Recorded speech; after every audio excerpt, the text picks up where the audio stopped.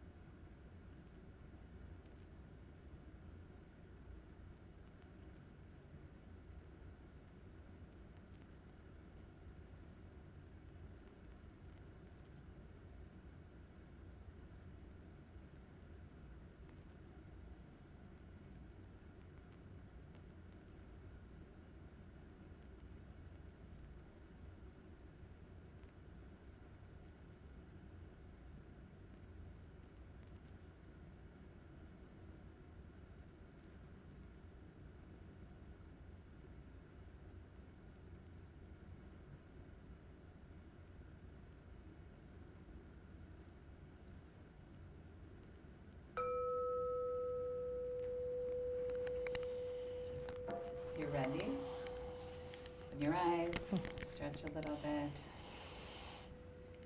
See how you're feeling. Just maybe take a moment for yourselves, and if there was some word or feeling or experience that came to you, just sort of make a mental note of it, or even jot it down for yourself. Yeah. There was something that came up. So how was that for you? Good. It is nice to have that kind of. I love these sessions because it really, not required, but it makes me sit still for a little bit and actually breathe. And I've been, it's just kind of a stressful time of year, just normally. Mm-hmm. And I know for me it can be hard to just kind of breathe and allow the thoughts to come and go. And I know, and I've probably mentioned this before, but I'll mention it again because it's so important, but just meeting myself with that kindness and being like, yes, you have your to-do list. Thank you, Carly. We'll deal with that later. I know, you wrote it all down. We don't have to think about it right now. This is this is the time where we're being nice to ourselves, remember? And just kind of, meeting my messy mind, like a puppy or like, just some, sweet thing that like, gets lost and wanders off and then comes back and you're like, thank you. We're so glad to see you, have a breath. We're fine here. You don't have anything to do in these 3 minutes, you can relax. So I think just kind of, you want stillness, but the stillness doesn't always arrive the way you want it. And I think that that's what a lot of people find really frustrating when they first start with any form of meditation. Yeah. And I think just recognizing that those thoughts are going, we all think all the time. And that's great. It's wonderful that we think and problem solve and all that. But it's okay that it's not just this immediate stop because you told your mind to stop. Like it'll still kind of, things will come and go, in this sort of flow, and just accepting and allowing that, flow of thought, and just kind of, it's okay. We'll deal with it later. You know those thoughts will come back because they always come back because they're just kind of there. So, the practice of allowing in that other way too. Yeah. Well, and I think too, especially because with this one, we did, I invited people to drop something in. Yeah. To drop in some sort of issue or question and then a word too. So, when I'm doing this type of work, I'm primarily like a gut intuitive person. So the allowing is a lot about intuition also for me, and really listen to that like deeper level of knowing, which, stereotypically, it's, women have women's intuition, but it's across all types of people. Humans have humans intuition. In general have intuition, and for some, it's like their primary point of knowing. For others, it's sort of a supplementary, secondary way of knowing. But for me, it's a primary way of knowing when I do listen to it. Yeah. And so for me, it's, if I were primarily a head person, maybe I'd want the thoughts. Yeah, or if I'm primarily a heart person, maybe, because emotions will sort of come and go. Oh, yeah. So it's also thinking about like where does your deepest sense of knowing come from in terms of your own preferences? For sure. And I've known for myself when I shut down the intuition or ignore it, right? Yep. It doesn't have to be completely. Oh yeah. It's just ignoring it.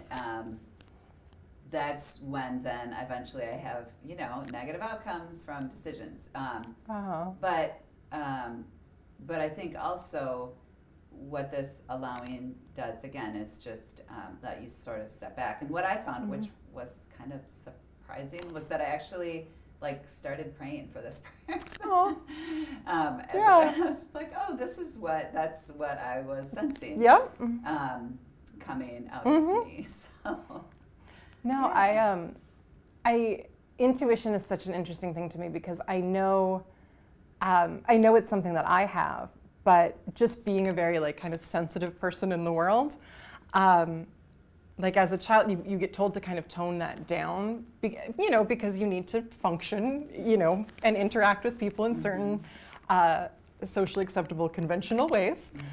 So now that I am kind of back on my own spiritual journey, I'm trying to reconnect with that, and I'm trying to nurture that and develop that more, because I do understand there is a real basis to my intuition, and I've had that where certain things, you get that kind of flash of insight or wherever you're like, ooh, maybe not, but you're like, oh, I'm overthinking, because I certainly do overthink things, or I'm just being anxious or whatever. Yeah. And so it's it's that, I guess, discerning again of what is my actual intuition telling me? What is just sort of my insecurities or my socialization or whatever? Right. So, I'm in my thoughts a lot, but I'm trying to bring it more down to my, I guess intuition is kind of more gut oriented, I suppose. That's and then heart is kind of feelings, emotions. Yeah. So yeah, that would probably be a good topic to explore at some point too. Some more on intuition. Yeah.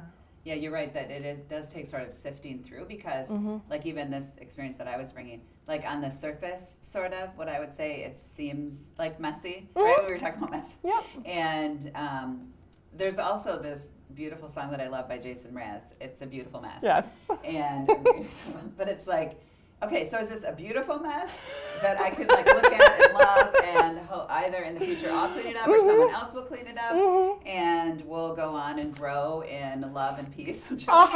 Or is this a beautiful mess that is just like rotten to the core? Yeah, or is this a mess that like yeah, that's maybe an extreme example. could turn but toxic yeah, and at this eventually? point, Maybe this I need is- to step yeah, away. What Yeah. I'm working with is a beautiful mess. Yes, So, I love that though.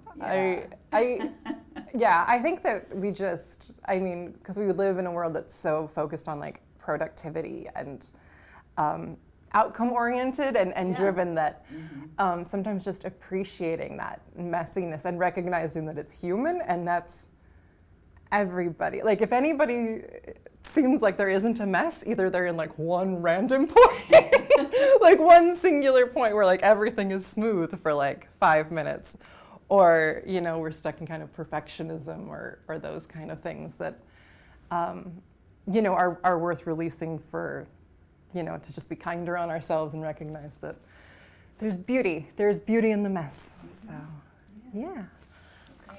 Well, thanks for joining Thank you. us today. And if you have any reflections on your own experience of allowing, feel free to throw it into the comments section. And if you have other ideas for future topics, let